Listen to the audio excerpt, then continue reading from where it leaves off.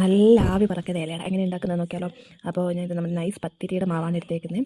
അതിലോട്ട് ഉപ്പിട്ട് തിളപ്പിച്ച വെള്ളം കേട്ടോ, തിളപ്പിച്ച വെള്ളം ഒഴിച്ച് നന്നായിട്ട്, അപ്പോൾ നിങ്ങൾ വേഗം തിളപ്പിച്ച വെള്ളം ഒഴിച്ചിട്ട് ഇങ്ങനെ മിക്സ് ചെയ്ത്, അത്ര തിളപ്പിച്ചില്ല ഗൈസ്, അപ്പോൾ ചൂട് വേണം എനിക്ക് അതായിട്ട് മിക്സ് ചെയ്ത് നല്ല രീതിയിൽ മിക്സ് ചെയ്ത് വെക്കുക. അപ്പോൾ എന്നിട്ട് നമുക്ക് ഇലയുടെയൊക്കെ മെയിനായിട്ട് എന്താണ് വേണേ ഇല, അപ്പോൾ പോയിട്ട് ഇല പറിച്ചെടുക്കുക. ഇത് നമ്മുടെ ഇല തന്നെയാണ് ഗൈസ്, നിങ്ങൾ വേറെ ആരുടെയും പറമ്പിൽ പോയി ഇല പറിച്ച് തല്ലൊന്നും മേടിക്കണം. അതിനുശേഷം നമ്മൾ തേങ്ങ പൊട്ടിച്ച് നന്നായിട്ട് തേങ്ങ ചിരണ്ടി എടുത്തിട്ട് നെക്സ്റ്റ് പരിപാടി എന്ന് വെച്ചാൽ നമ്മുടെ ശർക്കര ഉണ്ടല്ലോ അത് കുറുക്കിയിട്ടല്ല ഉരുക്കിയെടുക്കുക.